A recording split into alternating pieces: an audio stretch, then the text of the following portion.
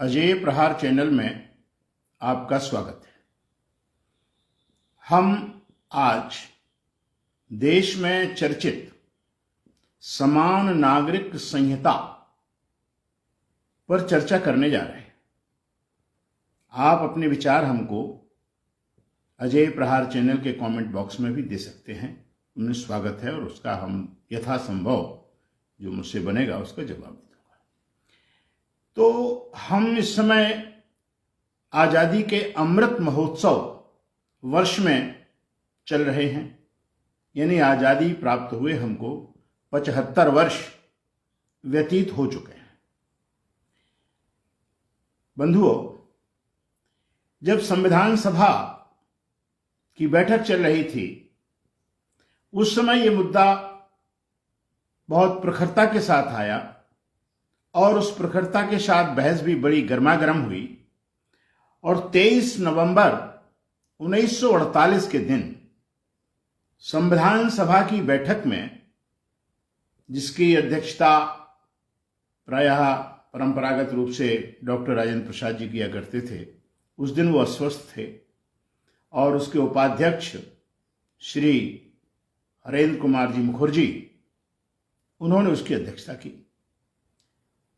बहस में बहुत से माननीय सदस्यों ने हिस्सा लिया और गर्मागर्म बहस के बाद ये तय हुआ कि एक पक्ष का कहना यह था कि ये थोपी ना जाए और दूसरे पक्ष का कहना था कि इसे लागू अवश्य किया जाए। उनके अपने अपने तर्क थे, अपने अपने विचार थे और कुल मिलाकर के ये उस समय पर पारित कर दिया गया। तब ये आर्टिकल 35 था, अनुच्छेद 35 था, लेकिन जब पास किया गया तो इसको अनुच्छेद 44 में डाल दिया गया। अनुच्छेद 44 के माने है नीति निर्देशक सिद्धांत। भारतीय संविधान में जो सबसे महत्वपूर्ण मुद्दे हैं देश के लिए, दुर्भाग्य है कि वो नीति निर्देशक तत्वों में जाने के बाद, यद्यपि अनुच्छेद 37 कहता है कि नीति निर्देशक तत्वों को लागू करने की जिम्मेदारी सरकार की है, तथापि वो आज भी नीति निर्देशक सिद्धांतों की शोभा बढ़ा रहे हैं और राजनीतिक दृढ़ इच्छा शक्ति की कमी के कारण विगत सरकारों से लेकर के अब तक ढाक के 3 पात। इसमें कोई दो राय नहीं।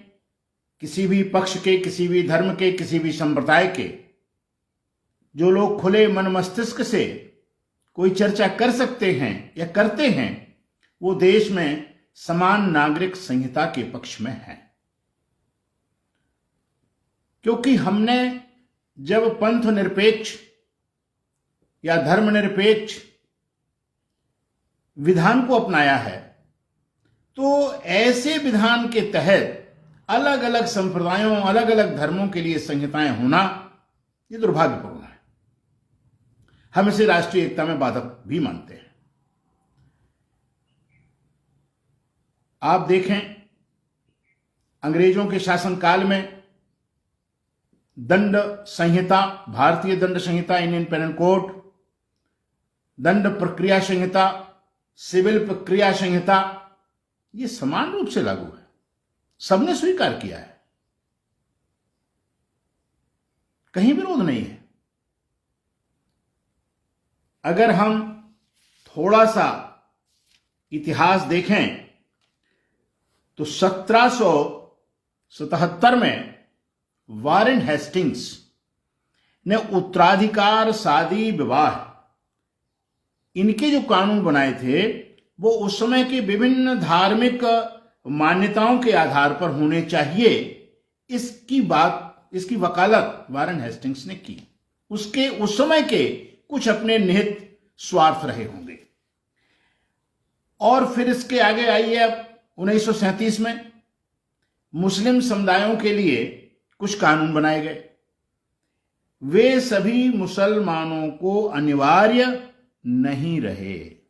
उसमें एक धारा 3 जोड़ी गई बड़ी होशियारी के साथ और कहा गया कि जो लोग इसमें चाहेंगे ये उन्हीं पर लागू होगा। कहने का मतलब हमने विभाजन की एक बीज बो दिया और उनको उससे बाहर भी निकाल दिया, ये उनकी अपनी चतुरता थी।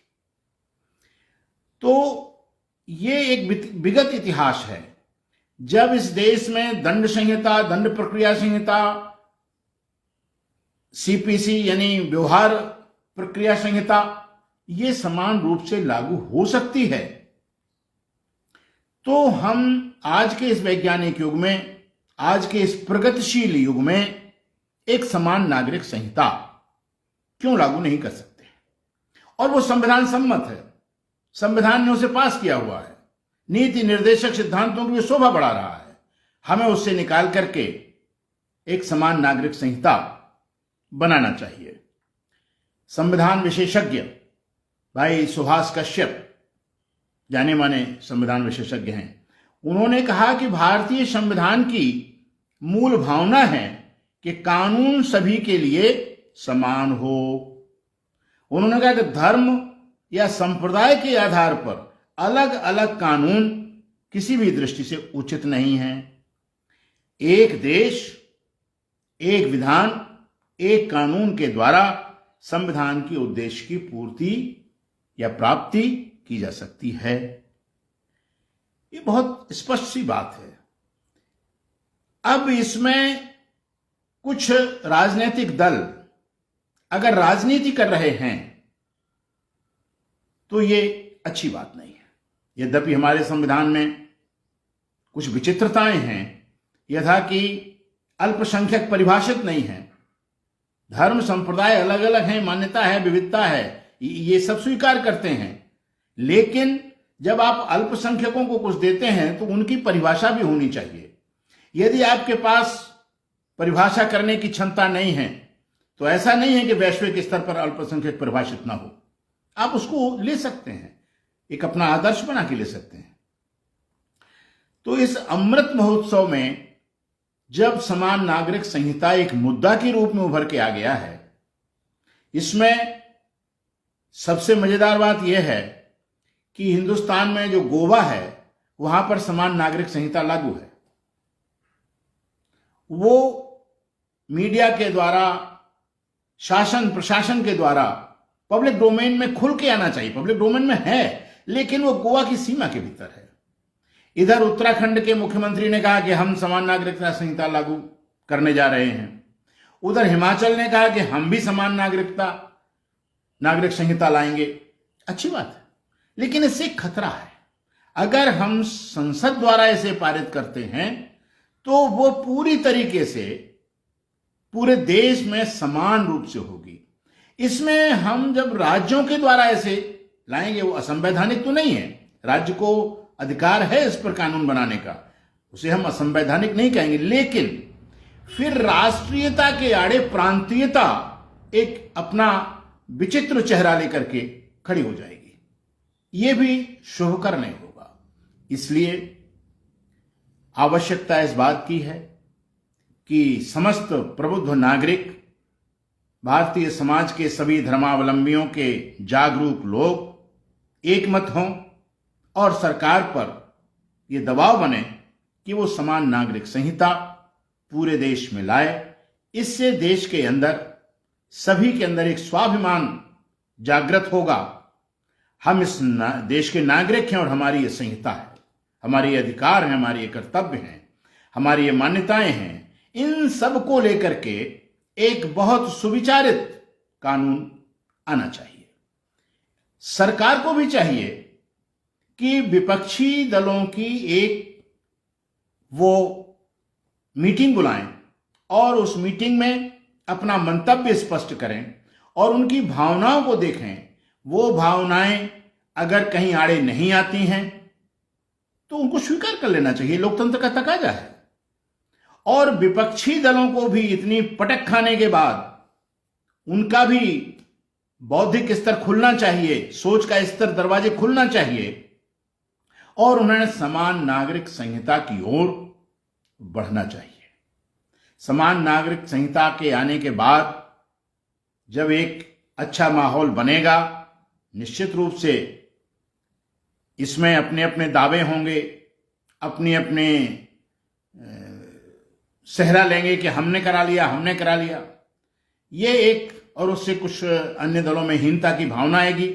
ये ना आए, इसका दायित्व तो सरकार के ऊपर है कि वो एक ऐसा माहौल देश के अंदर बनाए, इस प्रकार के सेमिनार्स हों, इस प्रकार की संगोष्ठियां हों, इस प्रकार के विचार हों, जो समाचार पत्रों में, वेबसाइट्स के माध्यम से और इलेक्ट्रॉनिक मीडिया के माध्यम से पूरा एक समग्र वातावरण समान नागरिक संहिता की ओर जाए, जिसमें ये धर्म और संप्रदाय की जो एक दीवारें हैं, वो दीवारें किसी प्रकार से ध्वस्त हों, भाईचारा बढ़े और एक राष्ट्रीय प्रारूप उभर के आए कि हमको इस प्रकार से शादी करना है, हमको इस प्रकार से उत्तराधिकार के विषय में निर्णय लेना है। उस पर एक समान दृष्टिकोण वाली समान नागरिक संहिता आए, हम उसका स्वागत करते हैं। इन्हीं शब्दों के साथ हम आज अपना वक्तव्य समाप्त करते हैं। जय हिंद।